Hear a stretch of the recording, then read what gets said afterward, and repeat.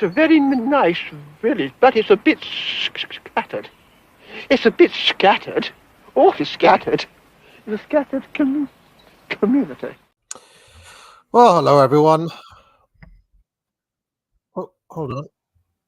Oh, I forgot to. All right. Hello everyone. Welcome. This is another special stream. It's a special stream because it's time once again for Dark Lord Watch. Our Lord and Master, Tony Blair, is once again on the scene. And I thought, well, who better than to join me on this? I usually do them solo, but I thought if Scrump and Evelyn are around, they should come on as well as fellow Blair enjoyers. Oh, yes. Unlimited power. Yes. Hallelujah, hallelujah, praise be and amen. The Dark Lord has come before us. Yes. So before we get going, today, ladies and gentlemen, is the last LAST last day that the promo code MELLOW will work on Academic Agency. Everything must go. Every last coupon must be spent. Once they're gone, they're gone. Don't know when that will happen, but today is your last day. Try it tomorrow. It won't work. And the next sale won't be until whenever SummerSlam usually is. It's sometime in August. So it's your last chance to get money off courses until August. And then the next chance after that will be Christmas, probably. So, you know. No. Hold on a minute. Halloween, then Christmas. Whenever Steam do their sale. I follow Steam, you know. I find it's a good model to follow the Steam sale. So there we go. Scrump and Evelyn, where can people find you? And have you got anything you'd like to promote? People cannot find us anywhere, for we are hidden and esoteric, and only those who truly seek us out may find us. However, we will be doing a stream tomorrow with Hat, talking about the subject of smoking. So, yes, you can find us on the Scrump Monkey YouTube channel. You can just type in Scrump Monkey, it'll come up, because nothing else is called that, and it's kind of a legacy name on my part. We also do the anti-politics Substack. I recently put out a big piece there called The Sea of Worry that people seem to enjoy. And I actually have some crossover topics with some of this as well, mostly because of the big consensus soup that's being put out there. But we'll get to all that. But yeah, there's the anti-politics Substack. You can always join our Telegram. I have a Discord that's more of a legacy Discord though these days because it's got banned a couple of times. But we're all over the place. Generally, if you go to YouTube, you can find most of our stuff from there though. yes, there is enough people who are obviously curious about it that when you start typing Scrump into like the YouTube thing, one of the autocompletes is Scrump and Evelyn or Scrump Monkey Evelyn, all is one word. So people are obviously finding it somehow. Fair enough.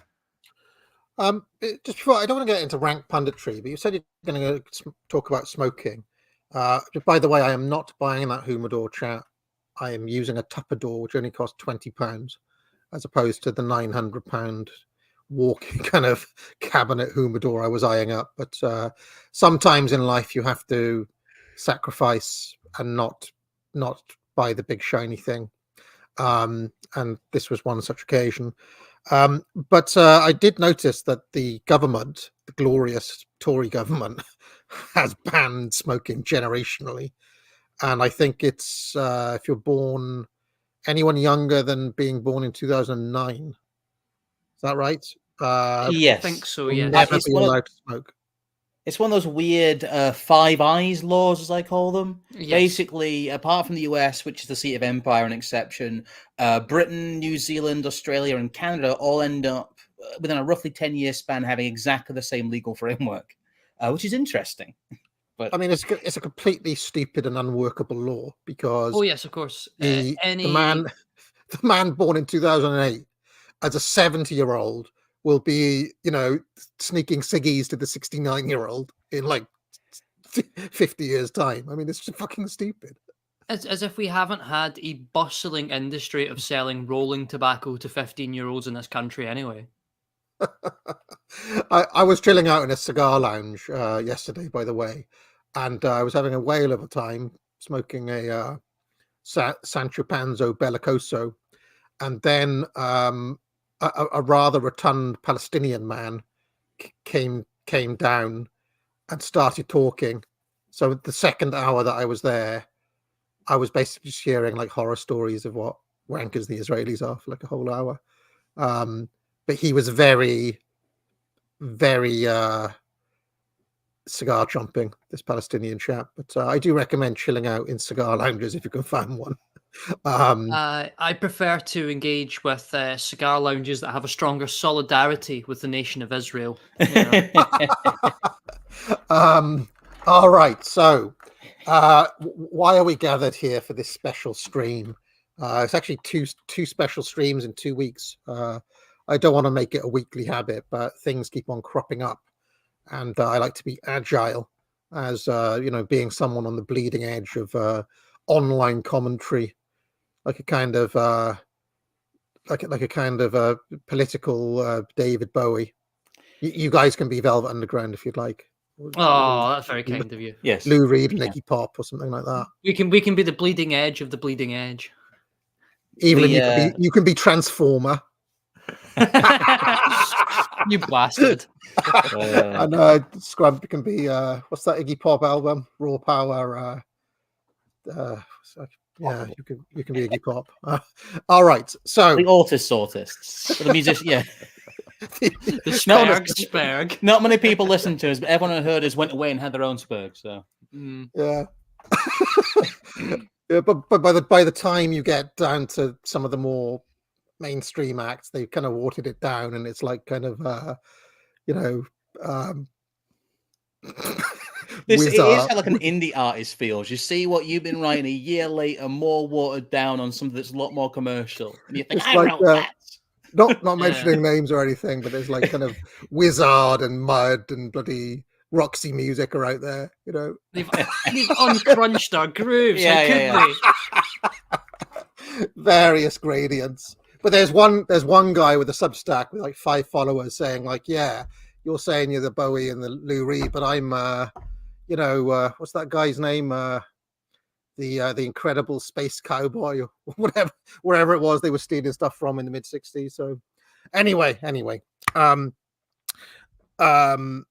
yeah, you should check it out. Took a trip on my incredible spaceship. I noticed, well, I couldn't help but notice because of the amount of people tagging me on Twitter that the Dark Lord has been given a glossy kind of like, multiple page spread Sunday Times magazine. In fact, if you bought the Sunday Times this week, the pull-out magazine was basically dedicated to Blair. The cover of it is pure. Yeah. Like he must have workshopped all of this with them intensely, because it feels less like an interview and more like a press pack. This is months of work, I presume. I mean, they didn't just come up with this idea to do like a full spread on them and almost advertise this as if it's like some sort of pre-made sort of package. I mean, I think one of the best ones we covered at one point was one of the large insurance, DEI, climate change, finance body sort of conglomerates that had its own dedicated vertical in The Economist. This is like the Tony Blair vertical in the Sunday Times. You can just buy column space if you have enough money. So now this is a bizarre thing I've noticed in my years of Dark Lord watching. I mean, first of all, this is not the first time the Sunday Times has just given Tone unlimited space to just say what a great guy you are. I mean, it's basically like the Sunday Times presents Tony Blair and basically blow jobs him for pages on pages. But this has happened before. This was Tony Blair on ambition, housework, and still living like a prime minister. This was another one they did back in after he was the prime minister.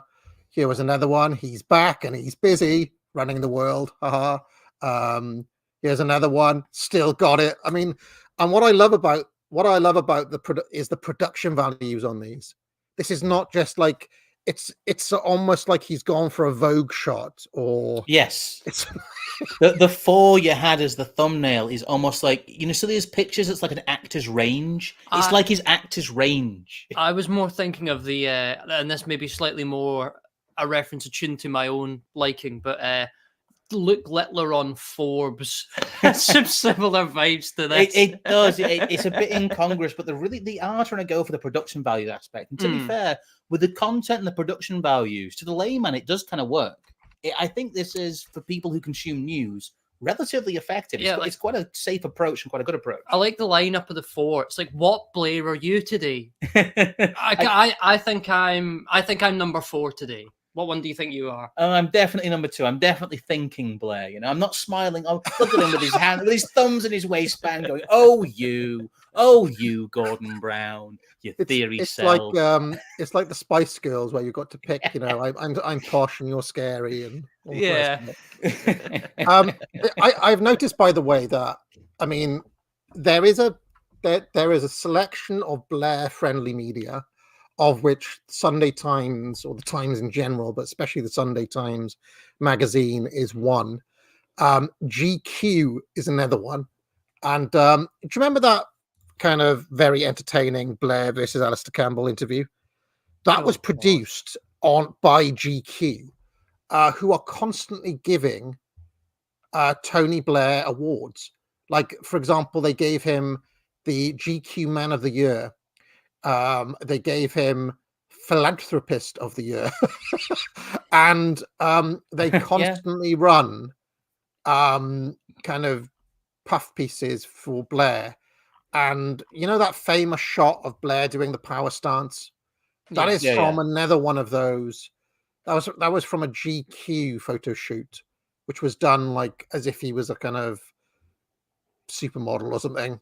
Yes. I have to admit, I do like the comment that's just gone past in chat about someone pointing out, well, you know, he's just a normal guy who wears jeans.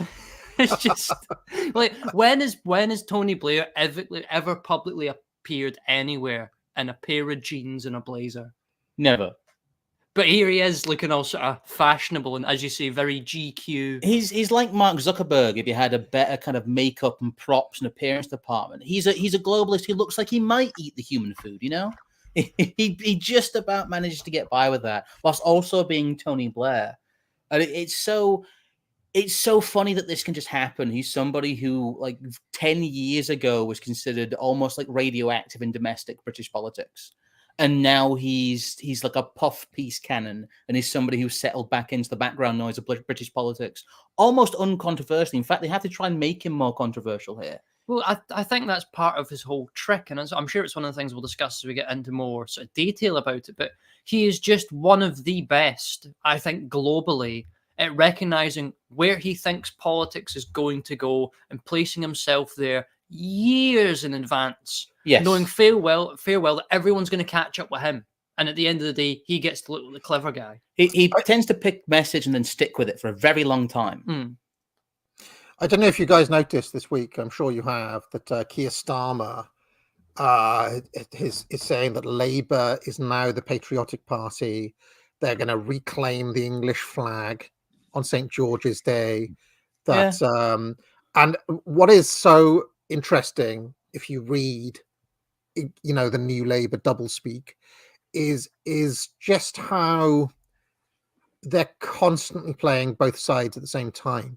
So you could imagine Baz reading that and thinking, yeah, the Tories have gone woke, you know, I want the I appreciate Keir Starmer, you know, getting out the St. George's flag. But if you read it, it's very subtly left-coded as well. Oh, of course. It's this fake political switcheroo that's been going on.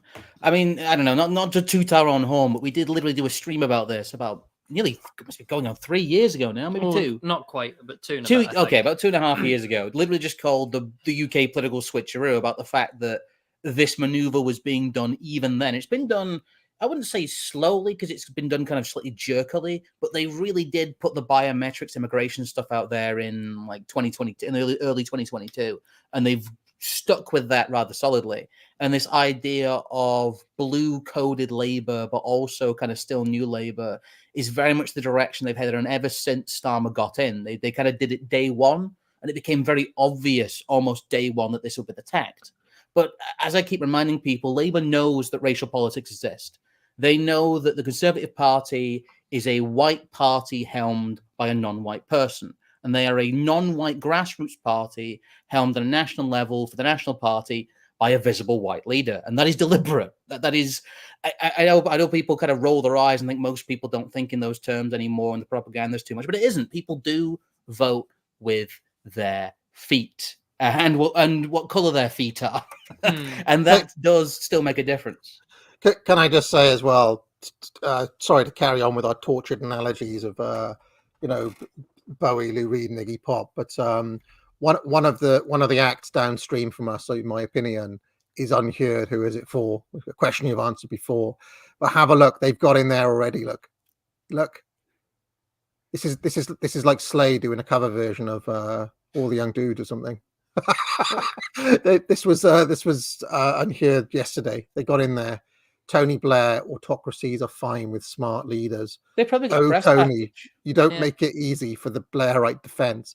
So you can see that they have spotted a kind of opportunity in this little gray area where people are starting to question like democratic values and so on. And so there's a kind of weird elite theory build appreciation of Blair that they're actually through the back door using to appeal to the unheard reader. You notice this? Yes, well, I took it as no surprise whatsoever that sort of Musk and that kind of sphere seem to be placing themselves closer and closer to the likes of Blair, who obviously recognizes that he's over and above ideology. He's over and above both old and new Labour values, which he'll still appeal to, but knowing fair well that that's the set dressing for what he does. He's probably very happy to sidle up next to these, there's the PayPal mafia or whatever you want to call them. I think those are his people.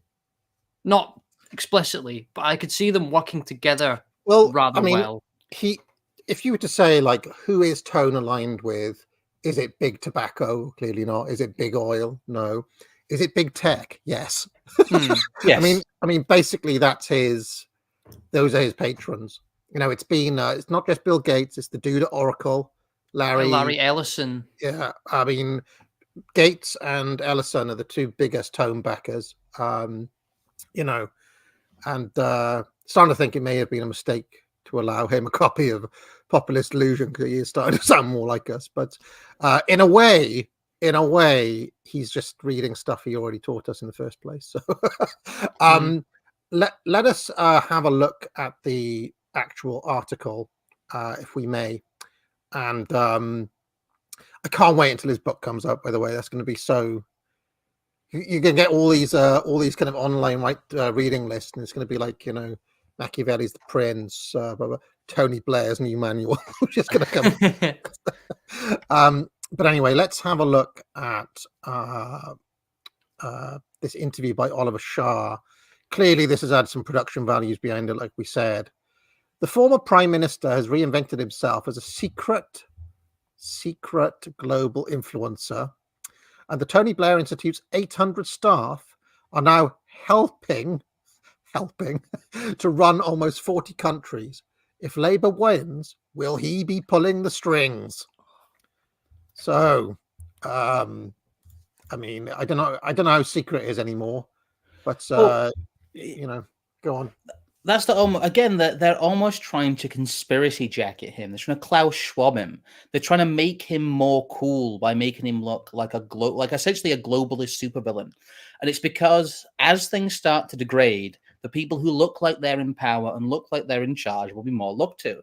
I think really we do a lot of his work for him as well. And I think the influence of the Tony Blair Institute and Tony Blair itself is greatly overstated. A lot of it is image, a lot of it is boilerplate advice, a lot of it is them trying to explain on fag packets to corrupt warlord ministers what like crops are, basically.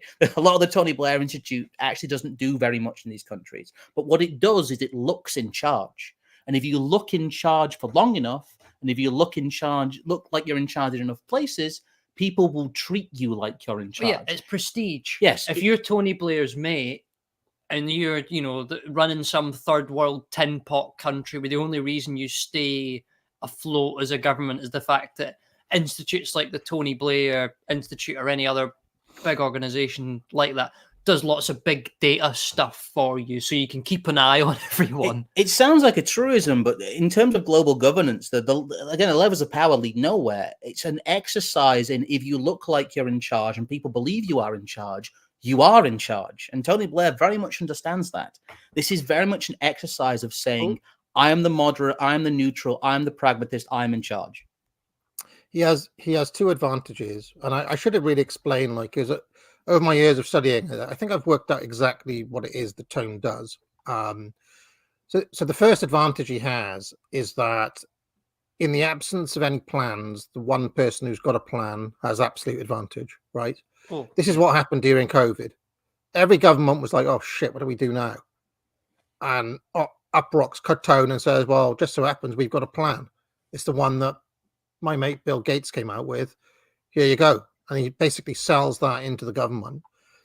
But his day-to-day, his bread and butter, is much more mundane than this. It's basically convincing every government to turn to technological and technocratic solutions that have been devised by his mates in big tech. That's basically what it is. If you actually drill down into what it is he's selling, it is these off-the-shelf solutions that that are, you know, in the language of the WEF, it's private-public partnerships.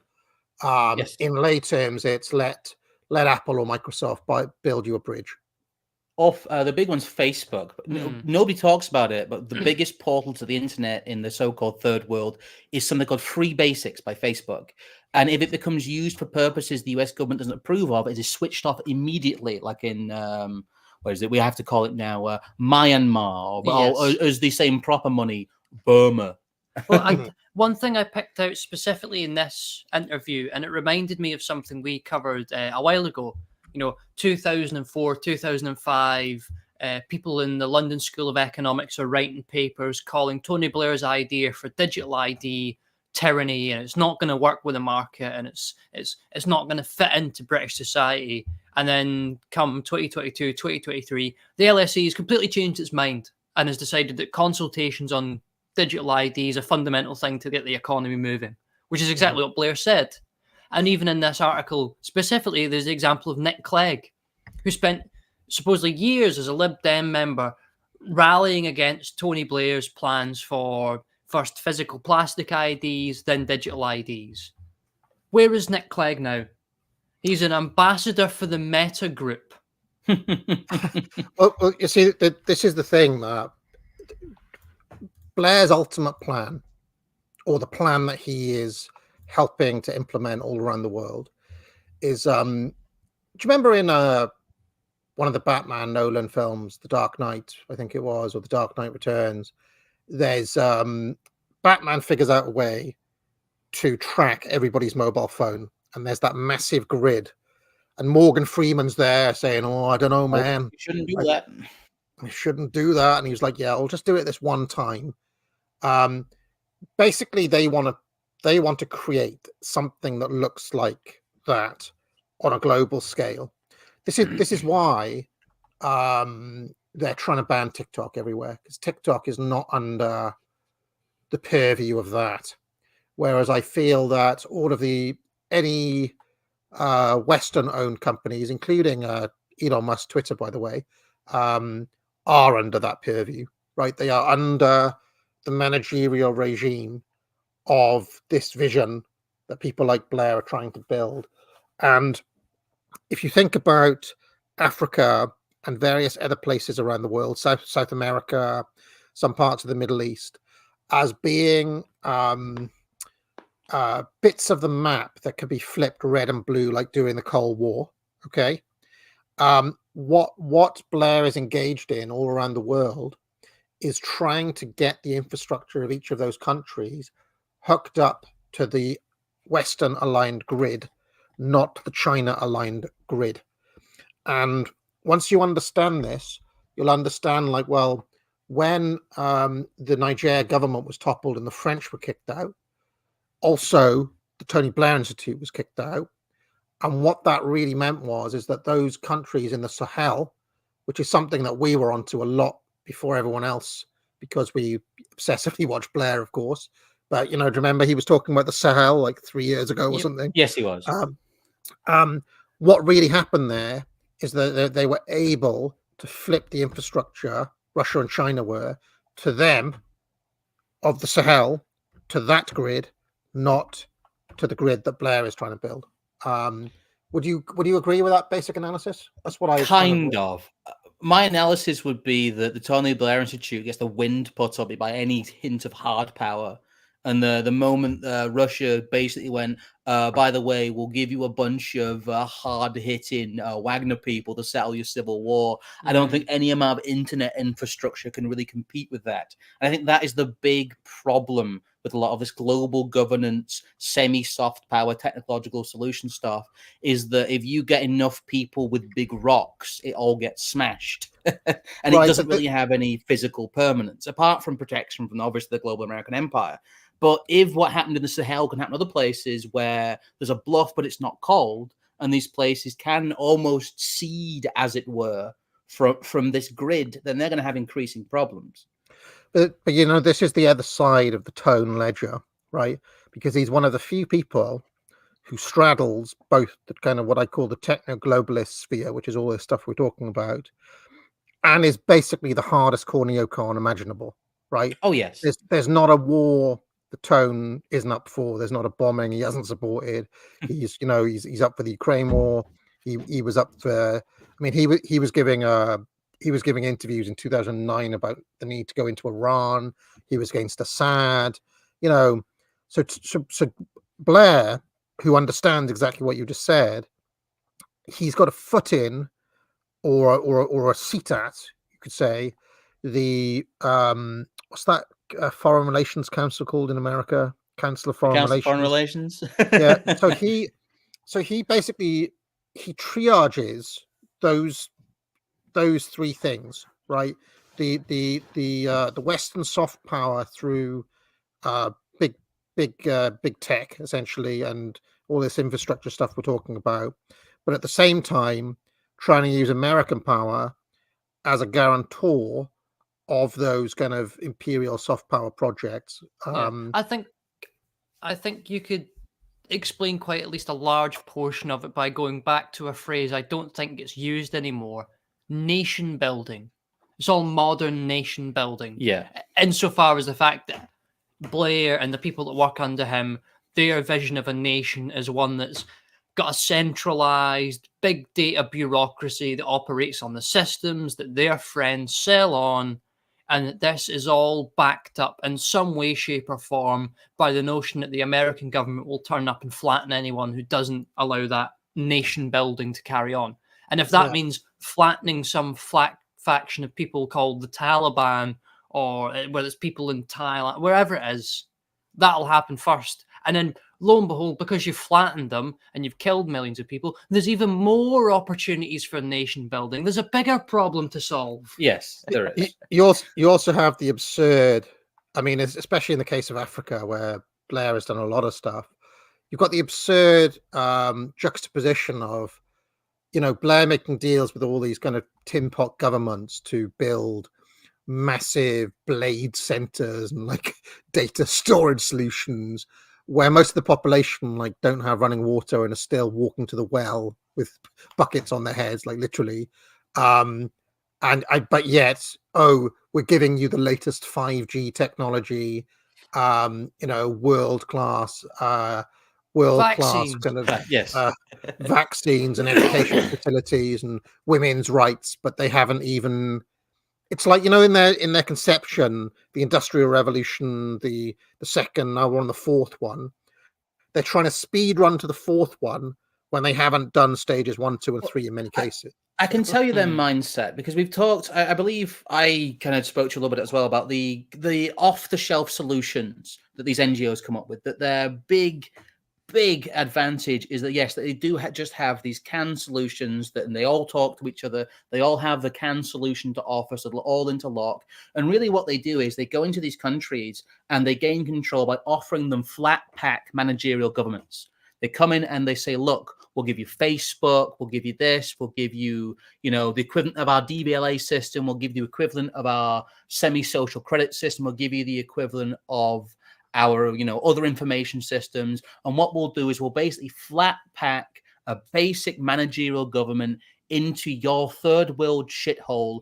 And we will basically, it'll be kind of a turnkey system. You'll run it, but effectively we'll have the maintenance contract for your country. Yes. And we'll be in control, because if anything goes wrong with it, you have to turn to us and go, "Excuse me, Mr. Blair, would you fix my managerial machine, please?" And he turns around and goes, "Oh, don't worry, the gophers will do it." And then his little information gophers will come out, and they'll service Guyana, or however the hell they're setting up these little franchise. And that's really how they think of it. They think that governance can be transplanted with the economic unit people they think of. They literally think that you can take almost like a crayon drawing of British society, distill it down to a technical package, and sell it to a third world country, and they'll be able to one, become a vassal state, and two, be able to become a successful vassal state. But as we've seen with a lot of the Arab Spring stuff, that just doesn't happen. Yeah, I was going to add. Sorry, Evelyn. Let me give a really good example of exactly what Scrump is talking about, because one of the most corrupt, just laughably corrupt regimes on earth at the moment is in Egypt, okay, where they're literally spending billions upon billions of dollars, hundreds of billions of dollars, on building a new capital, a new Cairo. There's a very good video on this by Real Life Law, where he goes into the kind of staggering plans of the Egyptian government. They've built a lot of it already. It's absolutely massive. And the reason they're building this new city in Cairo is because, they've had a lot of revolutions in Egypt. One of the reasons they've had a lot of revolutions in Egypt is because the government centers are right in the middle of the city. So it's easy for people to get to. So if you build this new city in the desert and you don't build good transport links and don't provide public transport to there, you're not going to get millions of people marching across the desert to get to this new city. So it's harder to overthrow them. But to Scrump's point, I didn't even know this until he started talking. I just had a funny feeling. Who was there? There he is. Look. You can play that game. Think of a corrupt country, type in Blair, and there he is on the scene, helping LCC get up and running. And now, it's Tony Blair embodies corruption and war. He must be sacked. So there we go. And that CC government, if I'm not mistaken, is still going. Anyway, Evelyn, sorry I cut you off. Well, what I was going to add was, I think there's another interesting dynamic to this sort of setting up governments in foreign countries as well. We, at least in Britain, in the minds of most people, there is this sort of civics class idea that all the different arms of government are operated by different people with different intentions, and that each one is in some way at odds with another element, so that there is accountability and that the bureaucracy doesn't just move as one big mass that all agrees on a single issue. But when Blair turns up, as a representative of the TBI and all these technocratic sort of leaders, and says to a third world country, well, here's all your government, all in one piece, all in one faction, all run by the same people, operating off the same playbook, that illusion of this sort of conflict within government completely disappears. And I do wonder if, to some extent, because it's very clear, especially mentioned in that Times interview, that Blair isn't happy with how discordant elements of the British state are within themselves. And that he could probably is, I would imagine, using the results they've got from selling single big package governments to third world countries to work out how to sell people in Western countries the idea that their government isn't this organic entity with all its little different arms and each one holds another to account. That they'll find some sort of futuristic technological way of selling a new narrative where, well, we've got rid of all that old nonsense with bureaucracy. Now AI deals with the disputes, completely neglecting the fact that this whole idea of the government not being a monolith gets completely pushed to the wayside as that gets implemented. Yeah, and I wonder if he ultimately wants to get rid of democracy altogether. But Well, that's. I think he says as much in that Times piece. well, let's. He's saying, Why don't we read through it? Let's read through yeah, it. let's read through it. Interestingly, it starts like this. Enoch Powell said. So here we get a non-critical Enoch Powell quote, by the way. Interesting. Enoch Powell said that all political lives end in failure. In fact, almost all prime ministerial lives end in corporate sinecures. Before she retreated into the solitude of classical music and songs of praise, Margaret Thatcher was a consultant to the cigarette maker Philip Morris and the hedge fund Tiger Management. John Major made discreet millions chairing the European business of the US private equity firm Carlyle, a prolific defense investor, and served as a senior advisor to the investment bank Credit Suisse.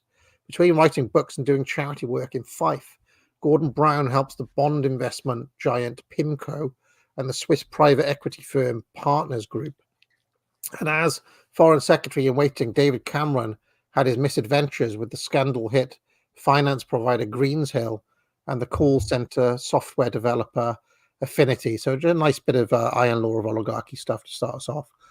But on an unassuming street in Fitzrovia, sandwiched between a high-end gym and a nail salon, sits the locus of a Downing Street afterlife that defies easy description and far exceeds any of these in the scale of its ambition.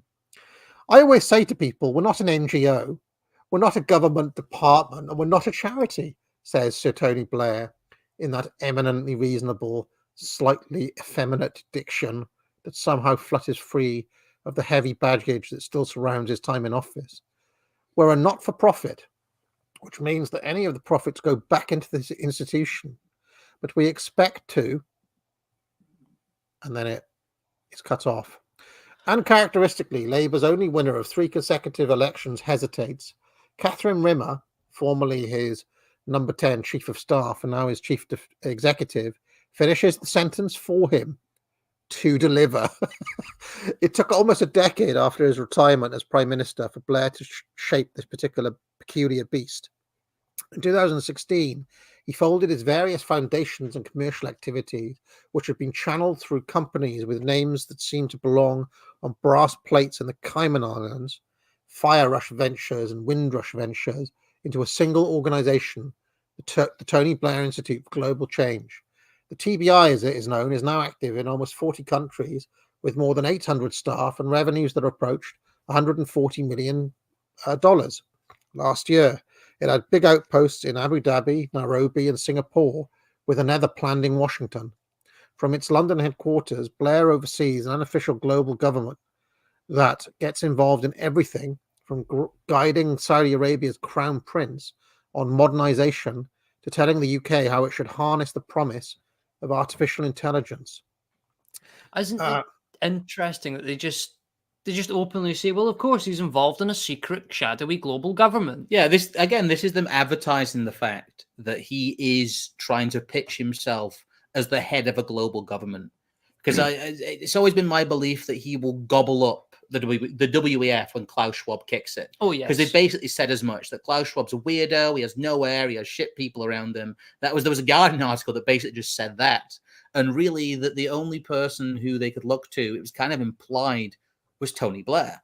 Yes. Well, I mean, what else is he being framed as, if not, a sort of plucky leader of an organized minority that sees itself as above and beyond both governments and multinational corporations and charities?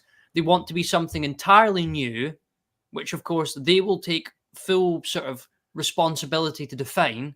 So therefore they're doing something that no one understands, but they're still getting power as they do it. It's sort of like an arcana or a secret. They won't tell anyone what it is, but they just know it does things. Look at this next paragraph. His stardust has probably been a factor in its ability to hire the likes of General Sir Nick Carter, former Chief of the Defence Staff, and Sir Patrick Vallance, the former Chief Scientific Advisor. Yeah, it was his stardust. Yeah, stardust. That's what happens, is that people are just kind of, they glaze over and they kind of come over all funny because Blair's name is at the top of the bill. do you believe that, or do you think that they understand that this is a true power center, and that's how you get people like this? And who was that? The Finnish prime minister and people like that going to work there because they understand that it's probably a promotion from their old jobs to work here. Yes, it is very. If you strike me down, I will become more powerful than you can ever imagine. Yes, he is like weird Force ghost Blair. he was voted out of office and he just became more powerful, which I think is a great example to people. But hold on, he was never voted out of office. He went out on top. Don't forget. You're right. You're right. He never was voted. He left office of his own accord, but he graduated like an idol. I was going to say they try and pull a sort of like, oh well, after a long-winded fight, he succumbed to Gordon Brown in 2007. No, not really. He basically got bored of being prime minister, realized that the position had so many limitations that he was better basically being a supervillain than try to be prime minister. I actually got very interested in that question and went to see what the time was between him leaving office and starting to work with Gates and so on. And I believe it was less than 24 hours at midnight. It was like the first payment came in and then it starts. I covered that on a previous stream. It's like pretty much straight away, 2007, day one, he started. So, but that to me appears to be sort of Blair and Co.'s playbook. You know, they turned up in 1997, not just with a manifesto and some plans and some catchphrases, but they came in with the prototype of the NGO networks that we're only too familiar with now. Yes, they did. They came in with the public-private partnership ready-made. It's in that book. It's in Blair's book. He's talking about the public-private partnership. He's talking about the Blair Institute, effectively, in that book. This has been their project the entire time. The first thing they do is they come in with a bunch of effectively proto-global backing, and they shank the old remnants of the Labour Party. They basically turn it into what it became with New Labour. And then they kind of did this weird struggle session with their base, with Jeremy Corbyn saying, no, you actually can't just be a socialist party, you idiots. And it's one of the greatest examples, I think, of ritual humiliation is what was done to the Corbynites. Well, it was quite beautiful in its way. Well, it comes back to what his point was at the top of the show. If you're the man with the plan and no one else has got a plan, you instantly look legitimate and respectable in the front of everyone else who doesn't. And this has always been Blair's playbook. This is what I hate to say. This is what we do. We try and exist in the political future. We try at least to look like we know what's about to happen, even when we don't. Well, that's what I was going to go on to say. The whole lesson from studying Tony Blair is that you should think like him. Think what's going to happen in 15, 20 years' time, not what's going to happen on fucking Twitter next week. Well, the other thing that he did while he was in office, which is part of the kind of the playbook of these people, is he set up all sorts of quasi-permanent institutions and stuffed them with his minions. You know, I mean, we all know about the Supreme Court, but they're, Ofcom and all of these the Child Poverty Commission. You know, all of these which was sat by a Mr. Matt Goodwin, I believe. But anyway, all of these kind of new institutions that are set up basically then become their own little factories, their automatic self-generation units for new Blairites, which is essential if you have read your Louis Althusser ideology and the ideological state apparatus. Because so they and the other thing that happened while we're on this topic is that, of course, he could count on the Tory party, having been captured by David Cameron, not to shut down any of those Blair generation units, because competent opposition would have immediately shut all those down day one in 2010, but they didn't do it. So you couldn't get two more experienced people in their field, Blair says mildly, of the recent double poaching. We've got governments around the world that are worried about security or how to deal with science and technology. We've got two people we can offer them who've gone and done it. Can you imagine Patrick Vallance, the utter shit show that was COVID in this country, and he just gets promoted up to advise governments around the world on how to do it now?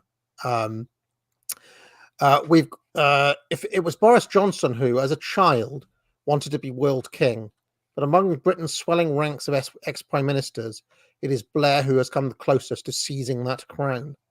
The TBI's overarching vision is the one Blair has been honing ever since he overtook Gordon Brown to claim the Labour leadership after the death of John Smith almost 30 years ago. That what wearied electorates really want and need is not ideology, but yes, you guessed it, apolitical delivery. The neutral position, neutral, natural, technical government. They don't even want the BS. They just want the therefore I rule. Yes. Yeah, they don't even want BS, therefore I rule. I like that. Clasping at a black coffee on the light and bright second floor of his office, the TBI's executive chairman declares that Western democracy has lost its sense of mission. Can you imagine these Sith-like offices where these dark figures are just making these pronouncements? What brings good people into any organization, including government, is if they think there's a plan, right? He says, what's happened is that people have become, in my view, misguidedly pessimistic about what we can do and how we can alter the problems that we've got. It is possible to make huge and deep-seated reform today in public services, in government itself. The productivity of the economy could improve dramatically as a result of the application of technology. So it's a really exciting world, but what I find quite interesting when I talk to people in politics is that they're a little depressed about the future. They think if you're in government, there's just a limit to what you can do. Maybe you can squeeze a bit more of tax and spending here or a bit less of it there. There's no mission. And I'm saying there is a huge mission. We are undergoing this technology revolution. It's going to accelerate, and that's the real world. Politicians often look at me a bit curiously and think, well, maybe he's been too long out of the front line of politics. And I just say to them, no, technology is going to change everything. And I quoted that back on Twitter and said, is he trying to tell us he's going to clone himself like Palpatine? Because how is technology the answer to him being out of frontline politics for too long? I mean, anyway, yeah, come in. Oh, no, I was going to say, I have a feeling a lot of people would read that, assume this is like a basic positive, negative vision sort of dichotomy. Yeah. And then just presume, well, people like Blair because he says good things will happen. I think that's too simplistic. I think in those two paragraphs, the main thing he's actually appealing to is struggle. He's appealing to the idea of almost himself as a great man. He's talking about government as being unimaginative, as lacking not the resources, but the will and the imagination to make change. But he is talking about his perception of reality being higher than other people's, basically, and having greater vision, and the idea that really managerialism in his mind has run out of vision. But managerialism has no vision. It believes in nothing. It's a bizarre double thing. He's the closest facsimile of a great man that managerialism can produce. So he does great things and expends great resources and centralizes great power in service of, well, really nothing. There is, apart from the expansion of the Tony Blair Institute and the personal power of Tony Blair and the expansion of technocratic government, there's no vision here. There is no actual vision at all. This actually just says nothing. I'm sorry, but there is a vision. Yeah. The vision is struggle. I mean, what does he always do? I remember actually distinctly, we were looking at one point the Future of Britain event that Tony Blair Institute hosted. Yes. And they had Starmer there, and they did what I feel to be quite a revealing little 20-minute back and forth with Starmer and Blair. And the whole discussion they had was, well, we've had to put in so much hard work. It's been such a struggle to reorientate the Labour Party around our new principles. And it's because of that struggle we'll make something out of it. He always seems to me like someone who isn't appealing to a utopia, but just the actual very notion of hard work. As he's saying here, the technological change isn't just going to happen. We've got to go out there and strive for it. This is another. I wrote an article once called the kind of Schmittian paradox of Blair, where he's got this sense of divine mission, right, which is inevitably going to happen. But then he says it's not going to happen unless we make it happen, but it's going to happen. So he always makes these 2 points. It's like, it's going to happen whether we like it or not, and we have to get on that steam train, but also it might not happen, and therefore we have to make it happen, which I've never quite understood how he can make both of those arguments at the same time, but he does. I mean, to be fair, a lot of the arguments around Marxism and the collapsing of capitalism went very, very similar, and a lot of people seem to be convinced by those. It's kind of, yeah, but it's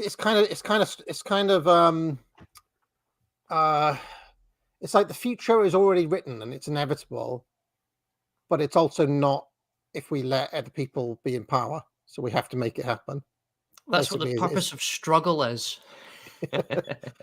As a result of all of this, Blair worries about the caliber of candidates. Why? I mean, so do we all. Wanting to enter public life today. If you're not careful, there's a real risk that politics becomes a branch of celebrity, he says. So the people coming into politics are the weird and the wealthy. Really? This from a soundbite happy prime minister who brought us a new dawn, the people's princess in the hand of history? Some will roll their eyes at this perma-polished architect of the third way, the man whose embrace of globalization, deregulation, and high immigration arguably contributed to the 2008 financial crisis and even Brexit, returning to evangelize about technology's power to rescue us from our malaise. It is true that New Labour's former frontman has revived some of his favourite old tunes, such as the need for ID cards, announced in 2005, only to be neutered by his own side after he left office and then killed by the Conservatives. But the TBI's contributions during the pandemic, including Blair's personal call for the first doses of COVID vaccines to be given to as many people as possible, quickly adapted by the government, reminded Britain that this was a serious person with the ability to think clearly in a crisis. The chaos of the Johnson administration cast New Labour's cautious managerialism in a kinder light. I actually think that's true, by the way. I think the Tories have been so bad, and I've made this argument myself on a number of occasions. They have been so bad, so abject, so inept, so fucking useless. You know, that's my why have cotton when you can have silk line. You know, if we're going to be controlled by evil fucks, we might as well have the cautious managerialist, competent ones. Not these ones, you know. I disagree with you somewhat there. I think really what's happened is that the permanent bureaucracy of Britain has continued on the Blairite track, but just without Blair. Yes, no, exactly. And what you end up doing is, when you look at David Cameron, the history behind that, and you were talking Unheard. Unheard was set up by the Cameronites. It was set up by the people who created compassionate conservatism. It was created by the people who backed William Hague and David Cameron, all these people, the people who turned the new Tories into Blairites. It's just the Cameronites. Hopefully people understand what I mean when I say that. But that's what happened, is that Blairite government became the only viable government after he left office. And all of the projects he started, the Equality Act, the child, Modern Slavery Act, the Child Poverty Act, all of these things wrapped the government in massive amounts of red tape, as did the Supreme Court. And there really was only one method to govern Britain. And I think that none of these things do work correctly. I think the idea that there's a brand of ultra-competent managerialism that Blair could head is misguided and wrong-headed, because really what's happening is that this is just the fruition of his plans, and what he wants to happen doesn't work in reality. We have to keep in mind that all of this is him theory crafting, and really he is the architect of things like the Equality Act. He is the architect of Britain's chaos, but he's able to look like he's competent because someone else is always left holding the bag. There's always an excuse. Oh, the other party was in power. Oh, there's this. Oh, there's that. The solutions that Tony Blair posits actually don't work. He is selling you a deeper nightmare and a bigger, more unwieldy machine. But he's able to do so whilst looking competent because of the way that the modern democratic political process works. You're able to go, well, we didn't try hard enough. We didn't have enough people at the helm who were scientific enough. We didn't do this right. We didn't do that right. We didn't lock down hard enough, fast enough. There's always that aspect to it that you have to further the revolution. Yeah, but would you not agree, though, that compared to the Cameronites of Cameron, who was a fuckwit, let's not forget, New Labour were, okay, their actual solutions don't work, point taken, right? But compared to the Tory government we've had, they look competent. Well, I mean, yes, but that's if you were to have a choice between, Blunkett, Prescott, Jack Straw, that whole government, versus like fucking Liz Truss, Cameron, Sunak, all the Patels and Bravermans and so on. Like these guys have been useless in all ways. I mean, like I'll give you an example, right? When New Labour said too many asylum seekers are getting in, we're going to create a hostile environment, and we're going to show a graph that shows we've rejected 98% of asylum seekers, and we're going to show a line going down. Okay. Now, whether that really happened or not, they were able to create the illusion that it happened. When the Tory government said, we're going to reduce immigration, we're going to sort out the boats, what actually happened was what we got record immigration and record refugees coming over on the small boats, and it's turned into the disaster that we've seen. That, I would say, is the Tories have not been able to show a line on a graph saying, look, here's what we said and here's what we did. Whereas New Labour were pretty good at doing that, even if it was all smoke and mirrors. Do you agree with Yeah, that? I mean, I was going to give sort of what I believe to be an example that will come up that speaks to this as well.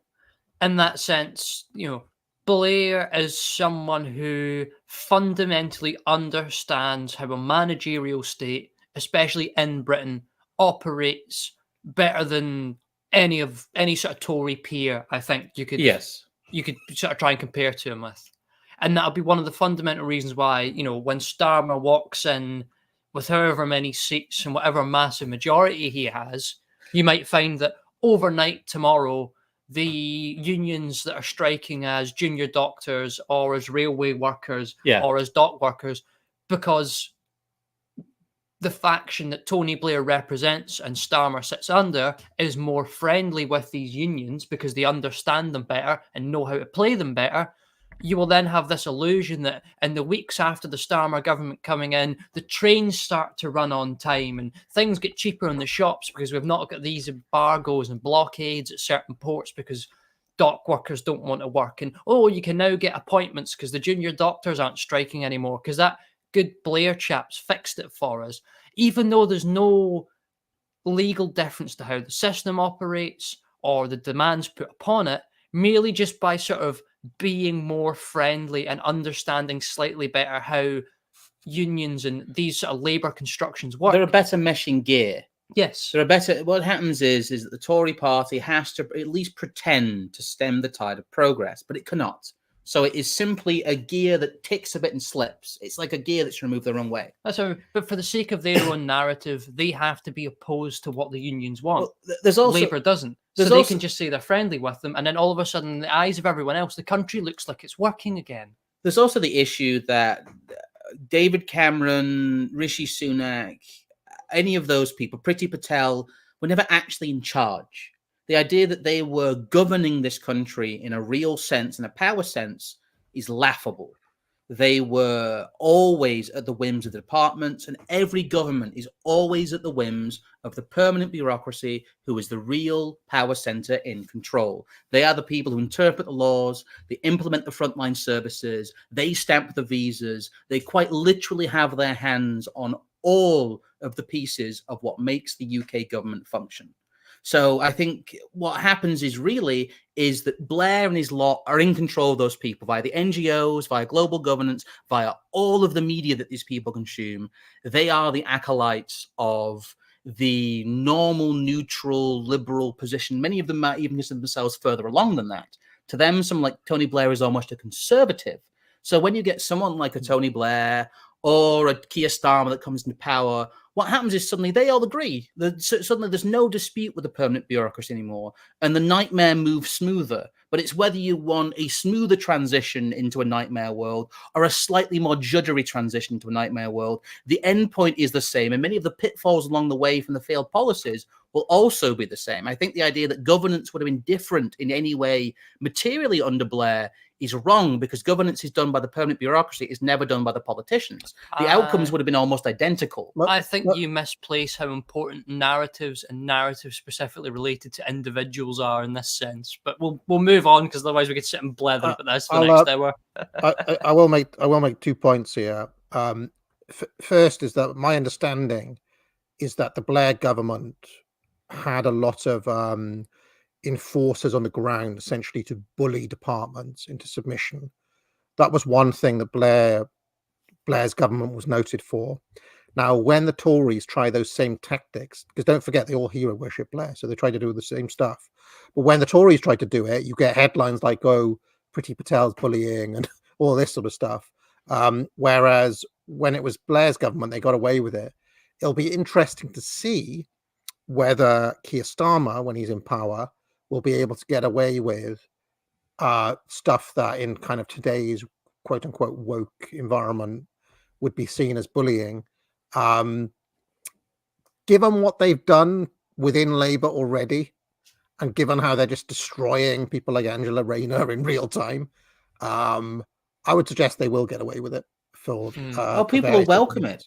Again, when it's meshing with the rest of the machine, when the actual power brokers give it a thumbs up, it's all permissible.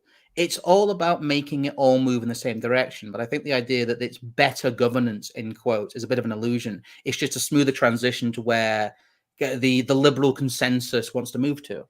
The other thing I just want to mention really quickly on the distinction, my view on the distinction, you guys may disagree, between the Cameronites or the twats who run the Tory party and the Blairites, is that I believe there's a degree of cynicism, Machiavellianism in the Blairite contingent that is somewhat missing in the Cameronistas, right? So when David Cameron says, "My proudest achievement was introducing gay marriage," right? Or when Liz Truss becomes the Prime Minister and tries to enact her fucking IEA penned economic plan, right? These people are like true believers in those doctrines, whereas regardless of what he says out loud, I have no doubt that Blair just doesn't really believe in, the power of the market, quote unquote. He has already ingested and imbibed all of the kind of anti-liberal critiques from people like John Gray and so on. So in his view, when he talks about free market, it's always a fully managed market, and this almost kind of state and corporation working hand in hand. He doesn't actually mean, let's try to enact Mises or something. Whereas I think some of the Tories who come from the IEA come into government genuinely believing some of these kind of liberal priors. So in that way, this is kind of counterintuitive, but I think the Tories are actually more ideological than New Labour. Far more. Yes. They are the ideology cells compared to the sort of Chad Blairite realists. Well, they're a sad photocopy of Blairites. That's all they're allowed to be, and as such, yes, they are inferior. But again, shall we continue with the article though? Yeah, let's carry on. In 2003, I just don't want zero seats to be eroded in any way by the fact that the other side are in fact bad and evil as well. In 2003, a young barrister named Keir Starmer wrote an article warning the Prime Minister that invading in breach of international law would be a precarious business. In his biography of the Labour leadership, the journalist Tom Baldwin writes that Sir Keir, who was knighted in 2014, initially kept his distance from his divisive predecessor and associates such as Lord Mandelson. The momentum wing of the Labour Party, after all, hates Blair with an internecine ferocity the Tories could never quite match. But you see, that is return. I've always said that is returned in spades by the new Labour lot, who hate them equally. Before he ran for the leadership after Labour's crushing 2019 election defeat, Starmer was shadow Brexit secretary to the momentum-backed Jeremy Corbyn. Observers point out that Starmer has since made an ascent of man journey across the political spectrum, from winning the Labour leadership on a Corbyn-like ticket to engaging Brown for a review of constitutional reform to getting cozy with Blair. Starmer skeptics see this as evidence of his ability to use people and then drop them.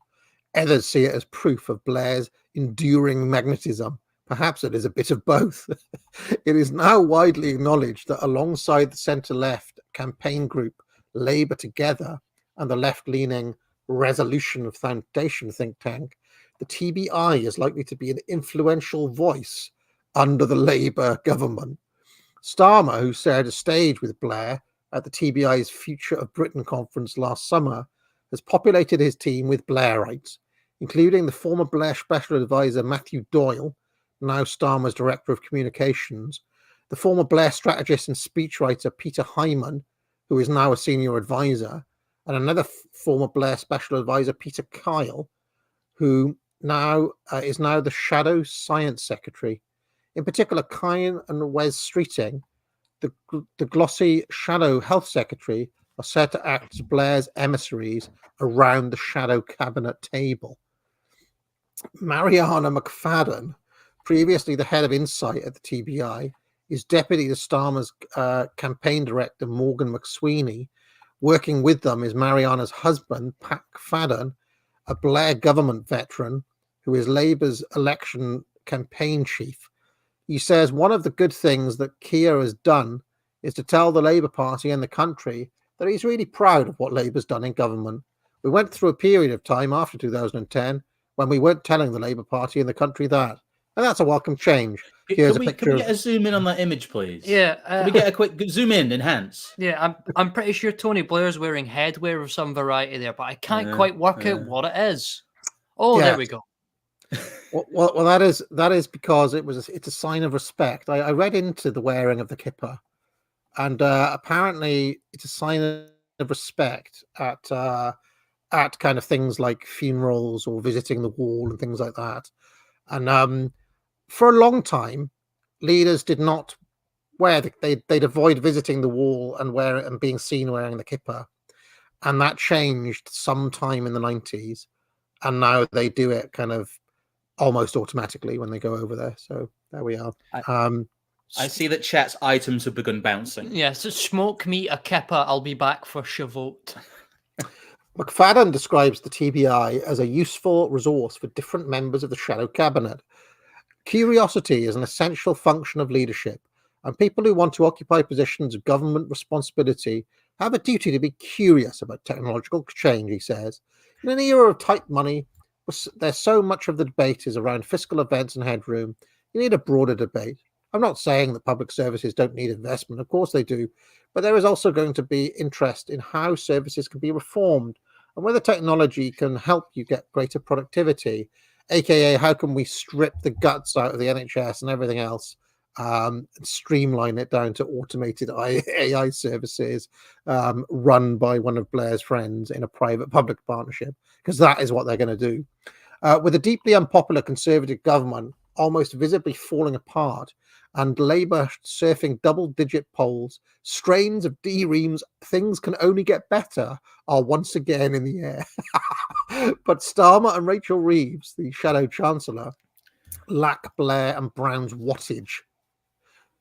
Is that a way of saying that they're low IQ, or that they've not got the energy? They've not got the pizzazz. You've not got the pizzazz. I think they're right though, in that really Blair is from a political generation that is recognizable, and everyone else after him is not. I reckon that most people, before he came back as Foreign Secretary, will have kind of forgotten that David Cameron existed. Everybody since Blair, and a lot of people, people don't remember John Major. In people's heads, it goes, Winston Churchill, Thatcher. Tony Blair, and that's people's record. Boris. Boris, maybe. That's people's recognition of the UK Prime Minister.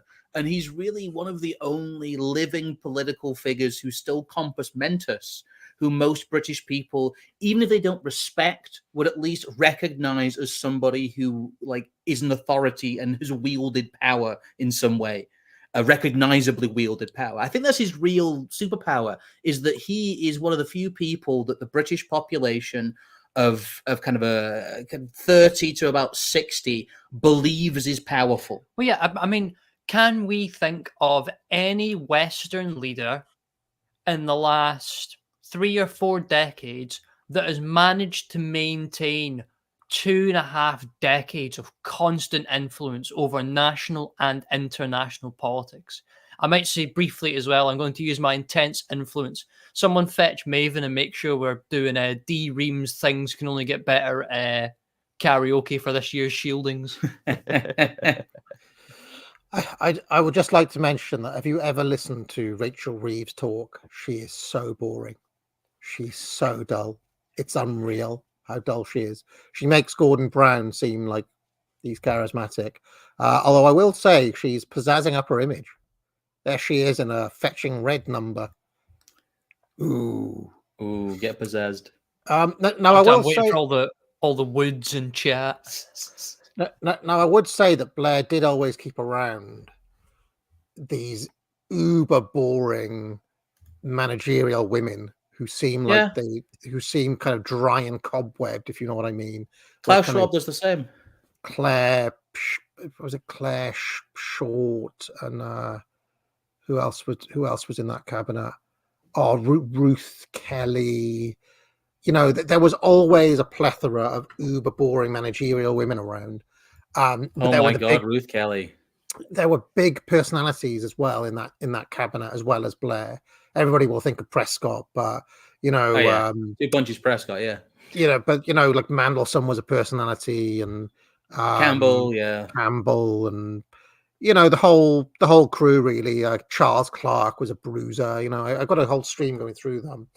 And I feel like Starmer's cabinet is made up of more of that kind of quiet managerial type, and it really does lack a bit of that pizzazz. And ironically, they're getting rid of the only person who does have any personality, which is Angela Rayner, who's got a lot of dinner lady kind of school dinners.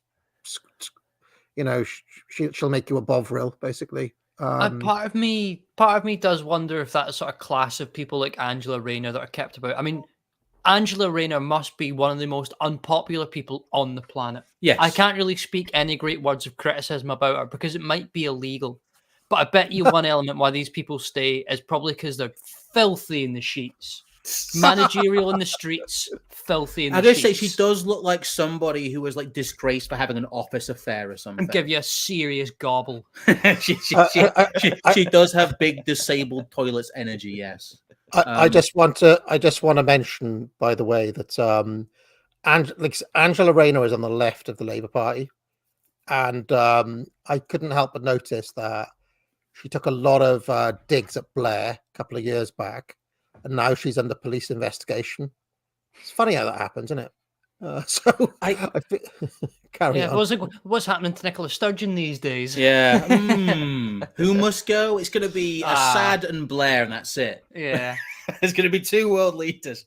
But I think your point to the boring functionaries that he has on staff, though, is I think that the Starmer government is going to be deliberately boring. It's going to be the most boring boilerplate government you've ever witnessed. It will have a massive mandate and it will pretend to do basically nothing with it, whilst actually completely reforming how Britain works on paper.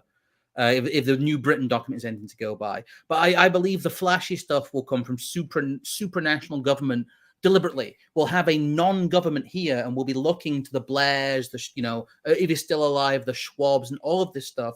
We'll be looking to global events, not national events, because things will stop happening, as it were, even more so in Britain. Things will just fall into kind of, if you remember how stupid people were kind of 1997 to about 2001, people just went to sleep. And that's what kind of Keir Starmer's first term will be like. People will go to sleep because it will not be the pandemic anymore. There'll not be as much. I think a lot of the geopolitics stuff they're starting to move back from a little bit, and it's going to be death by boringness. It's going to be the classic tactic of managerialism, which is making the horrible things they're doing beneath the surface so boring from an out perspective that no one will care or even look at it. Yeah. Oh boy, you think nothing's happening now. Wait till you see how much nothing's going to happen soon. Yeah. Blair credits Starmer with yanking the party ruthlessly back into the mainstream. There would have been a split in Labour if he hadn't, he says. But in the end, it would have become clear that you just couldn't win with what you had. I mean, I love to say there was a split in Labour. Yeah. I love the way he always tried to frame things as neutral. There was a split in Labour, and you just purged the shit out of them and kicked them out of the party. I still think that's one of the most unapologetically based thing that's happened in like British politics for decades. That is that they've basically cooed all of the useful leftist radicals out of the Labour Party and disciplined it as an entire organisation. And you know what happened? Everybody cheered. Yeah. Of course. It's a great example that you're not supposed to like woke people. It's a real hat tip. It's a real hands tip. Is kind of Corbyn and the fate of the Corbynites, that you are deliberately not supposed to like these people, and that the entire industry of anti-woke is a massive regime project. You see, I thought the clue was that accounts with hundreds of millions of followers retweet libs of TikTok, but that's just me, Okay. But does Starmer have ideas? The response is lukewarm. I think he's got ideas. The challenge for Labour is going to be how it inherits a situation that is economically very difficult and then makes change against that background. Blair's prescriptions are, unsurprisingly, technocratic. For example, the TBI has called for faster building of key infrastructure, claiming that since the national policy statements governing big energy projects were updated in 2012, the average time it takes to obtain planning consent has gone up by 65%. The problem with progressive politics is that very often that the radical people aren't sensible and the sensible people aren't radical. Oh, I love that line. That's so great. We have to put that. Me too, Tone. Me too. We understand, Tone. I'm going to tweet that out. I'm going to tweet that out. That's amazing. Can you tweet it out but pretend it's like a Lenin quote or something? or maybe even Hitler. That would maybe even be funnier. You put people in this situation where they're either enthusiastic and misguided, or they're lacking enthusiasm, but then rather boring. You've got to define radical politics as not about spending money. The truth is, if you want to meet net zero, the single biggest thing you can do is reform a planning system that is utterly ridiculous. It can take years. Even if you build a renewable power plant, it can get onto the national grid. These are things that Labour should and can grapple with. So what he's saying is that you should be, we need a sort of person who's going to get excited by this stat here. Oh, we need to reduce planning consent from 65% back down to 20%. And this is where you might be talking about boring people to sleep here. It takes a very special person to get excited about that. There is also Britain's relationship with Europe.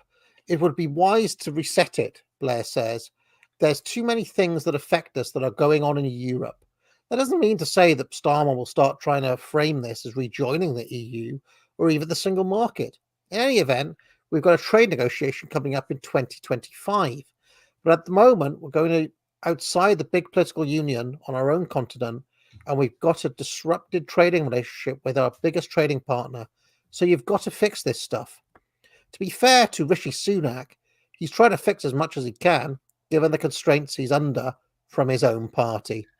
Yeah, as someone whose opinion on Brexit has changed somewhat in the last couple of years, I think that's going to stick for a lot of people.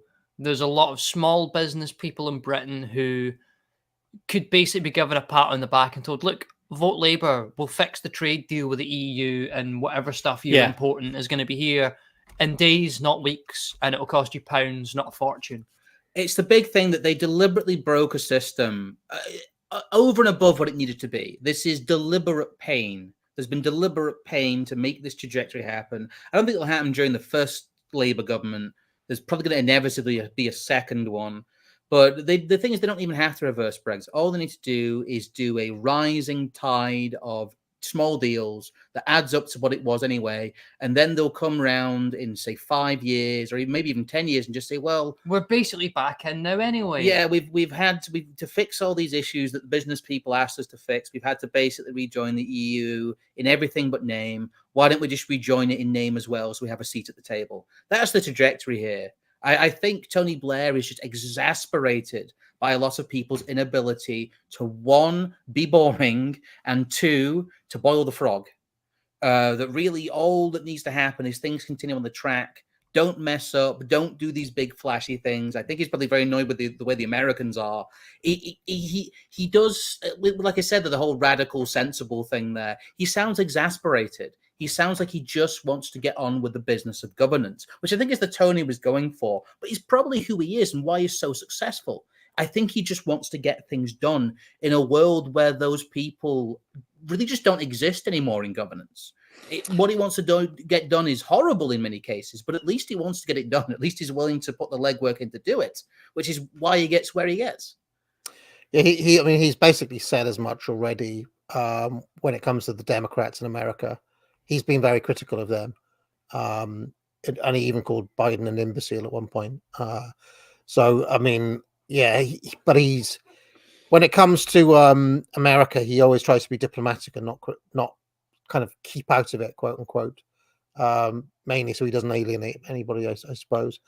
Blair at 70 looks like his photogenic younger self put through an Instagram aging filter. The eyes are still earnest blue, the spitting image grin still framed by the distinctive ears. He is trim, albeit touched by a slight stiffness, but the mane has long since greyed. Chelsea boots at a loose touch he wouldn't have got away with in the days of being tough on crime and its causes. So when we talked about puff pieces, that paragraph there is just, I mean, that's a puff daddy. That is. That's a lot of. I mean, if I was his editor, I'd be like, yeah, what's that paragraph doing there? Just kind of, okay. You gotta humanize him. But by the way, one of my pet hates is interviews like this, where it's a mixture of prose and interview. I don't even think this is an interview. No, some of these comments are from years prior. This is why we said the fact that we feel it's like some sort of package the TBI has put together to advertise itself. Because you notice there's criticism in here, but it's the sort of criticism Blair would place upon himself to diffuse it. Yeah, to diffuse it as part of his own larger frame. The former Prime Minister still crisscrosses the globe. San Francisco one day, Guana the next. Someone in his extended circle says, I wonder who that is. The gossip among the security people who look after former Prime Ministers is that you work for John Major and one day at the cricket is quite fun, but do we have to go every day for 5 days? You work for Theresa May and you have a pretty quiet life. You work for Tony Blair and you're bound to get divorced because you're on the road 250 days a year, stepping in and out of a private jet every 2 days. It's great fun, but your marriage doesn't last. So there's that. As a quick aside, somebody's actually mentioned a semi-interesting thing in chat there. How much does Blair have left in him? Then they go on to talk about Kissinger being a bit tragic in his final years. I think that's one thing we can guarantee we won't see is old, decrepit Blair staggering around like Biden. I think they will do whatever they can to make sure there is not the slightest bit of footage that shows him as disorganized or bumbling or until he's basically just about to die. There will not be a snippet of that. No. This is all so tightly controlled. He's advertised like a man in his 50s. Yeah, I've also noticed, by the way, that he very tightly limits who gets to speak to him, who doesn't. He never takes any questions from the public. He's very shielded in that way, in a way that is, There's one thing that they have always did well. It was the PR stuff, wasn't it? Blair still receives the digital equivalent of the prime ministerial box he used to get before heading from number 10 to Chequers for the weekend. The TBI staff send him a whole stack of reports, what we're doing in Africa, what we're doing in Asia. Why expend all this energy when he could be following Major or May's examples and adjusting his work-life balance? If you've had the get up and go to go into politics and then you become prime minister for 10 years, it's frankly unlikely that when you finish, you'll just want to sit back, Blair says.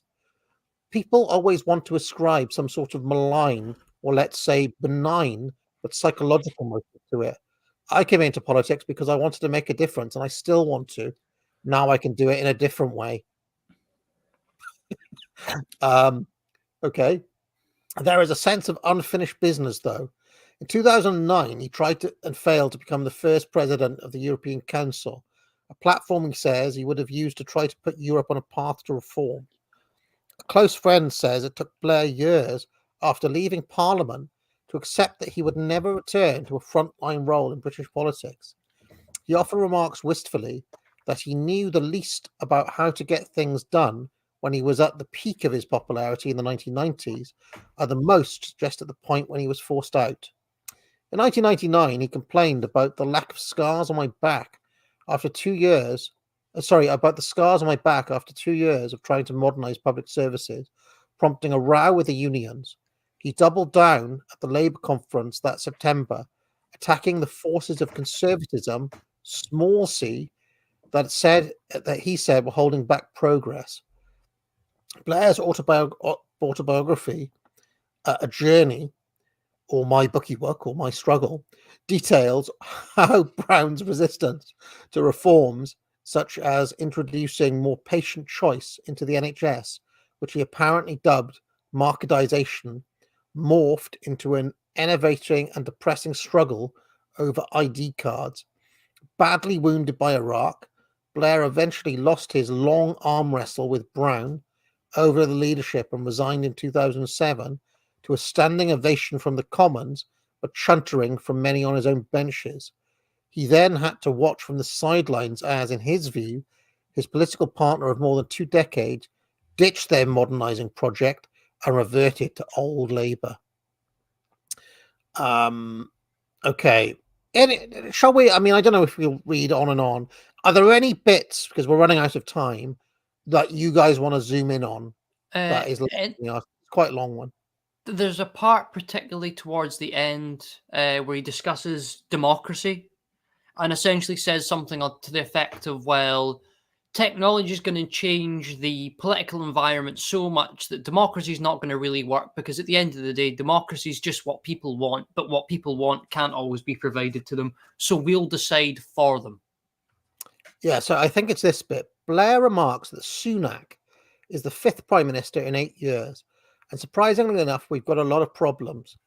He says democracy is ultimately what people want, because the problem with countries that aren't democracies is they're fine if you happen to have really smart people running them, but if you don't, there's a problem. Democracy can deliver, but it's a problem today because it is an old-fashioned politics trying to deal with a very new-fashioned world, he says. That's why the right is defaulting to nationalistic policies which are just a dead end. And the left is struggling. One part of it has gone for identity politics, which is another cul-de-sac. What have the two things got in common? They're both victim ideologies. You never build anything from victimhood. See, he uses the phrase victimhood there. I believe he's talking about consensus. I think he's fully hearkening on to something there, that we should be relying on principles of social and political organization that the machines tell us to do, or what the machines dictate would be the best thing to do. That listening to the people is going to get in the way of the progress that the machines might provide us. There's a lot being said there. Something we picked up on again years ago is the fact that if you look at something like the nudge unit that you've spoken about before, the behavioral insights team, with inside kind of David Cameron's number 10, that was Blairism distilled. It was this idea of the power of government, and especially the power of, like, open shirt, kind of slightly modern management government, that they could create these, what they refer to as choice environments, and really through technocratic language and through managerial language, work around what they see as the inconvenience of democracy. And what's going to happen, and what I think Donald Trump's role will be in America, is that the right, in quotes, will be the ones saddled with the millstone of democracy. And the Blairs of this world will simply transcend it and say, look, it's old-fashioned. We have technology that can do this now. It's slow. It doesn't work. And just admit reality. The problem with these people is at any moment, they can admit a section of reality, and it completely undercuts any effort to dislodge them, because them admitting something that is clearly true doesn't really do anything. And it's a very clever move here to kind of de-emphasize democracy, because democracy will be, in many senses, put away over the next 2 decades. We will still have it, as a principle, and it will ironically be wheeled out more and more as a something to react against. It has been in 2020 onwards. But really what's happening is, if you look at the inter-elite communication, if you look at the nudge unit, if you look at the policy papers, if you look at what politicians are saying, who actually make decisions, who are actually will to power men like Tony Blair is, they are not talking about democracy. They are talking in very kind of spitting terms about populism. And that, again, is something that people need to watch out for. There's going to be this huge push, I think, for the right, in quotes, to save old-fashioned democracy, to save old-fashioned civic society, to save essentially the liberal democratic dream, when really our managers and our rulers have abandoned it because it is unworkable. And that is the dynamic I see moving forward. Yeah, I mean, I foresee that they have a big problem on their hands if they push ahead with some of the green stuff in the next couple of years. That is going to be the traumatic battle, I think. They've already started to walk some of that back. Hollywood's turned around and said they're getting rid of all their net zero standards, and they're gonna rewrite them, so they can basically write it in a way that they don't really have to do anything, but they say they've succeeded anyway. I would wonder, shall we get to the couple of paragraphs right at the bottom after the last sort of portrait? I think gets to 2 issues that relate to something, or the things that we sort of have been talking about quite a lot recently. Because I believe he basically said he has 2 questions that he won't really address. One, what is his standing with either Trump or Biden? And 2, what is his opinion on what's currently happening in Israel? Which is an interesting one, because I know you have spent quite a lot of time considering the possibility that certain factions want rid of Netanyahu. Now, Yes. If I've read this article correctly, and I've understood other things I've seen before me correctly, Blair stands out as one of the few Western leaders who at one point felt powerful enough within himself to stop selling arms to Israel and sort of at least narratively threaten Netanyahu.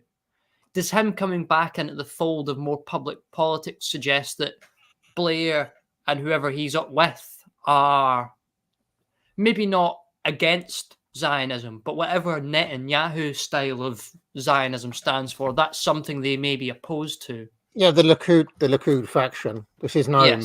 Yes. Yeah, I think that, and I do think that Blair keeping stum about this is basically not supporting Netanyahu. Because this is one thing that you can always tell that if he's for something, he'll be effusive about it, and if he's not, he'll be more diplomatic. He's truth by omission. So yeah, I mean, I don't think the British establishment in general is that Israel friendly, which sounds ridiculous given what's happened, but they do it almost as a kind of how can I put it? They do it because they have to, because Washington expects them to, but they're always snide and grudging about it. And even Cameron has been a bit like that since he's been the foreign secretary. And I think that he privately probably is not up for what they're doing over there. And also he has worked with Trump before. And Well, this is has been something critical of Biden. Yeah. Yeah, well, it's something I've considered is that I could see sort of Blair using some of his final competent years in the public limelight, essentially palling around with people like Trump, maybe even like Farage.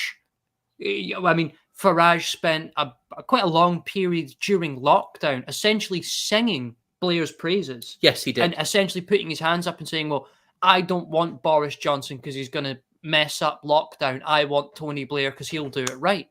I can sort of see a faction of the right that is more quote unquote futurist, that's more progressive. The way we're told to think about Malay and this Bukele guy in El Salvador, I could see these kind of people all getting very friendly with Tony Blair. I could also just see them do it. I mean, think about Tony Blair's special relationship with George W. Bush. Yes. Who really is, I hate to say it, but Trump is a Bush figure. If you look at George W. Bush in 2001, he's the supposedly dumb, down-home conservative who's saying all the stuff the other conservative politicians won't say, and is defending the kind of the populist ideals of the American public and the American right and all this. It's very similar, and quite honestly, I could see them trying to, at least in a limited sense, have Starmer be buddy with Trump if he gets in. There's no reason for them to be adversarial. I mean, the left of the Labour Party. He's going to have to be because he's the United States president and it's a British prime minister, so they have to work a settlement. Yeah.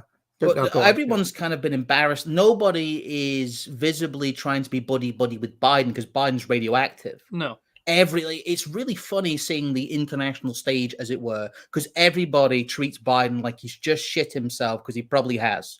But it's amazing that really America's kind of at the heights of its flailing around, getting towards what looks like very late stage empire, but they still have very good hegemony. He's technically on paper a very, very powerful person. And yet he's so awful that nobody really wants to go near him. Nobody really is who is his friend internationally? Nobody, really. He's not got any famous positive relationships. I mean, look at the bromance between Trump and Kim Jong-un. I mean, it was kind of a meme, but there was something of like a rapport there. It at least looked like they had an interesting time talking to each other, and that's why I think they're going to cycle out Biden. Biden's he's like a farting disaster. He is actually just an embarrassing old person that everybody tries not to look at. The whole administration has been an embarrassment. Not just him, Blinken, that Austin, the black dude. Kamala. I mean, it's just like it will probably go down in history as one of the worst presidencies of all time. Period. It's most popular man in American electoral history. I couldn't help but notice, by the way, that in the bit we skipped over one of our long-term calls. I mean, I think we were talking about this back in like 2020 or 2019, even that Blair will use the ID cards as an immigration, as an anti-immigration argument. And he just lays it out there. He just lays it out. That's also got the Nick Clegg bit in there as well, which is semi-funny. I mean, I have to admit, I have taken upon the position that I am already accepted that the public at large, due to the way that the consensus manufacturing machine works, will just, the moment they go digital ID to bring the immigration numbers down to a sensible 500,000 a year, they will just vote for it. I mean, it's so, I don't even know how this is the word. We are inundated with such intense digital ID propaganda. We are given so many different policies and solutions for other problems in society that demand a digital ID sort of infrastructure that it might as well already be there. I mean, I think that's one of the greatest tricks Blair and his ilk pull off, is by pretending that these systems don't exist whilst they build them, so that by the time they built them, they can turn around and go, well, actually, we've had this for years, and here it is, and it works, and you all use it now. It sort of just completely blows people off their feet, really, even though they've been told to expect it all that time. Mm-hmm. Yeah, I mean, I noticed they've done this with the contact, the cashless society thing. where it's like, well, suddenly loads of places don't have cash anymore, and you just tap. You're just used to tapping to pay for stuff. Well, we're doing it anyway. You know what I mean? Yeah, like no. the kind of, and they'll make digital ID a bit like this, so it's almost seamless. You're doing all the stuff already. You know? It's called altering the choice environment. Yes, exactly. I would encourage you. I think I sent it to you in that. I would encourage you to read that kind of nudge unit document thing. You might have read it before, but it's very clear. I think from that especially, they even talk about what you talk about. They actually talk about law. Culture being downstream from law. It's bizarre to see that in a government document, but it's true. But I think really there is this abandonment of the will of the mass, as it were, as a guiding principle. There is this idea that human mass makes bad decisions, and therefore we need closer management.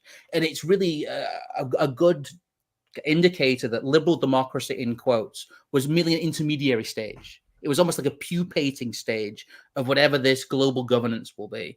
But again, whatever grand proclamations they make, they can't really fight entropy. And our vision has always been that all of this is theory crafting. And in reality, all they ever do is make things worse.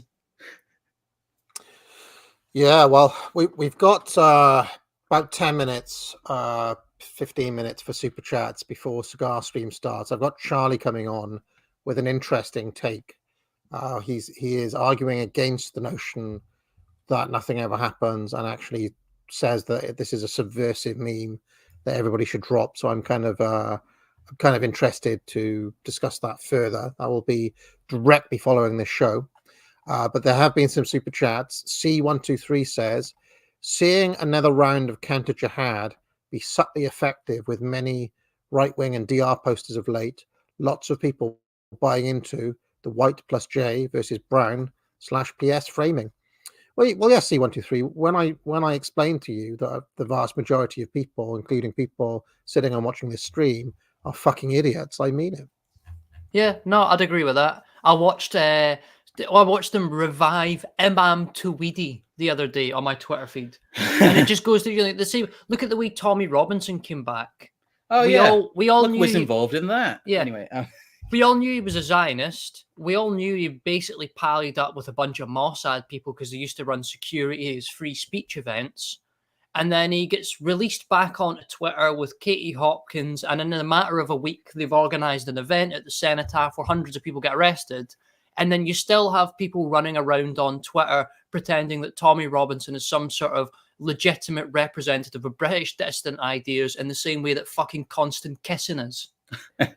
I mean, we call their plays in real time. We watch them work in real time. And we're also called bastards for it, or called names for it as well. Nothing ever changes. Coney Nothing says... ever happens. Why? I mean... well, we'll discuss that next. Coney says, is the purpose of British life making enough money to avoid the consequences of New Labour's political legacy? I don't think money's going to get you out of it. So, yeah, I don't know if British life has a purpose. Being stuck in traffic forever. 2 Minutes Hate says, I heard he's in line to take over the WEF.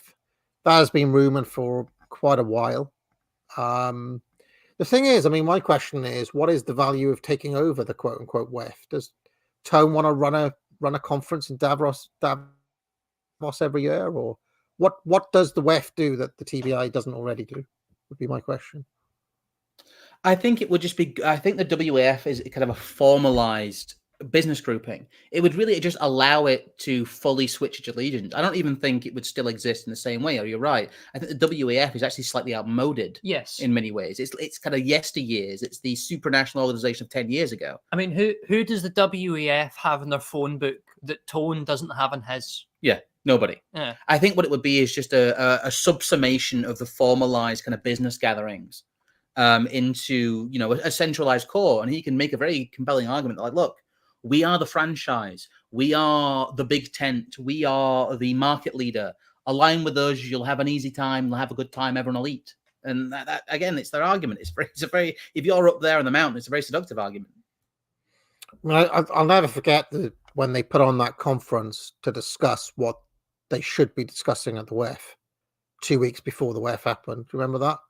It's like, oh, what are we going to tell the leaders in a couple of months? Maybe him controlling it will simply eliminate the need for that conference, that pre-WEF conference that they hold. Spastica Autisticus says, Tony Blair, the David Bowie of British politics. I don't know about that, because Bowie changed his image every couple of years, whereas Blair has very much just always been the same, never updating his kind of basic playbook or style. He's more like kind of the Rolling Stones or something. He's moved into more of a production role. I think he's the Dr. Dre of British politics. In that he had a frontline career, and then he was the man behind the men for a very long. He definitely is the Dr. Dre of British politics. New Labour was NWA. TBI is Beats by Dre. No. I was just saying, he knew that he's kind of it's NWA through the Chronic and 2001, and then he goes into kind of discovers Eminem and all that. He's Dr. Dre. This is getting so bizarre. So like David Cameron is Eminem and Keir Starmer's 50 Cent and all these kind of Lamented Guide says, been watching you for a while, first time catching you live. Cheers. Well, thank you very much, Lamented Guide. It means so much. Louis good for the Bashan as well. Thanks, Lamented Guide. Louis Shaw Moffat says, things do happen. The cycle of might makes right is returning. We simply put up with the momentum of nothing ever happens for now. He also says, I do think Israel will be the test case of that claim of might makes right returning. I am skeptical about the chances of Israeli success in the coming years. To put it mildly, maybe I watched too much Judge Nap. Time will tell, but I feel like the Schmittian exception will be removed from Israel in the coming years. And in fact, Tone's silence on that question spoke volumes, because that's usually a good guide of general regime thinking on these things. It's interesting, isn't it? We're now surrounded with people who are just like, not in the way that, well, yes, in the way that we do, who love the nation of Israel. Oh, my love for the nation of Israel is undying. but it seems that the love of the nation of Israel isn't so undying for someone like Tony Blair. No, which is a bit of an odd observation, isn't it? He doesn't carry that sort of strap me to a rocket and fire me at Tehran sort of energy that we carry. No, he doesn't. It's interesting though, because he's still got that special advisor role at the ADL. I wonder what he advises them. I wonder what he says to them. In fact, I've never really seen Blair talk about anti-Semitism even once. He must be the worst ADL advocate of all time. No, I know what he's telling the ADL every time they ask for his help. He just turns around and goes, nothing ever happens. Sack Jonathan Greenblatt if you know what's good for you. Oh, aye. He probably has told him that, to be fair. Louis Shawmore, get rid of the woke shit. Louis Shaw Morfitt says, undersea cables are maintained by a rapidly aging group of engineers. Morgoth did a piece on this last year. Also, Fisted by Foucault did a piece recently. Everything is maintained by rapidly aging British engineers. Everything in the world. It's not undersea cables. It's everything. It's incredibly terrifying from my perspective, because I'm in the construction industry nominally. But entire sectors of engineering globally are literally going to die out in the next 10 years. The expertise will be lost in like a Bronze Age collapse sense. It is as alarmist as certain people are being about the skills collapse stuff. It is even worse than people are saying. It is one of the biggest time bombs, is the loss of human skill in the West, because it's the only place it exists. It doesn't exist outside the West. This level of inherent engineering knowledge is not something you can learn from a textbook. It's not something you can learn from the internet. I know this firsthand from having gone through the process of becoming a technical specialist engineer over many years. You have to learn it from people. And if those people die before they're passing your knowledge, you lose it. and you lose the ability to maintain the complex systems of the world. So yes, I think it's that, but imagine that everywhere, and that is the situation. And I can safely say that I do know it is the situation. I don't like knowing that. I'll just point out again, Hammersmith Bridge closed since 2019. Yes. Because nobody wants to fix it or can fix it. So there we are. All right. I think that, Benjamin Rood has come in and said, best stream for a while. Cheers. I hope for a while you mean like 4 days, which was the last time I had a stream. You know, if somebody says that every single stream, this is the best stream for a while. Best stream in ages. Every single stream. There'll be somebody who says that. I never know. Every stream somebody's favorite stream. Every stream is somebody's favorite. Apart from, I'm trying to think of a stream that was nobody's favorite. The Filthy Frank one. That one. There'll be some strange individuals who like that stream. That's what I'm saying. Those aren't people. That was my point. Okay. All right. And I think that is pretty much it. I'll just remind. Sam153 just says simple. Cheers. Well, thank you very much, Sam153. It means so much. Do you know, for a long time I had an unwritten rule that I would only say it means so much in response to Sam153, but I have recently relaxed that. Deep Law fans. So there we are. You must be softening in your old age. We'll need to see you in September and sort you out. Anything you guys would like to promote before we get out of here? Well, I'll do our spiel again. You can watch our stuff over at the Scrump Monkey YouTube channel. We also run the Anti-Politics Substack. Yes. And we have various communication platforms like Telegram and so forth. But you can generally find those from those two platforms. I have possibly a couple of guest videos on other people's channels coming out at some point, but they're in limbo due to me being busy. Yes. having a real job. So. And if people are looking for something to do before they watch UO tomorrow, our mutual friend, Mr. Panama Hat, will be joining us to talk about the recent sort of smoking ban and a general discussion of smoking, because it's great. Yes, smoking is base. The more them smoke, the more based you are. Yes. I have become obsessed with smoking cigars recently. I don't know if you noticed that, but it's because there was a let-up in the incessant bloody rain in this country. And must be nice for you. I've gone, well, it's still raining up in wherever you guys are. Yeah, I've taken to special measures of layering up on a Friday or a Sunday evening so I can enjoy a cigar at the back of my local drinkery. I now have a giant umbrella, of course, which means I even had a cigar in the hail the other day. You haven't lived until you've had a cigar in the hail. Anyway, I actually recorded footage yesterday on how to taste a cigar. I was going to put out a short. I just didn't get round to it. I'm now debating as to whether I should do it at all. So people vote in the chat if you'd like that.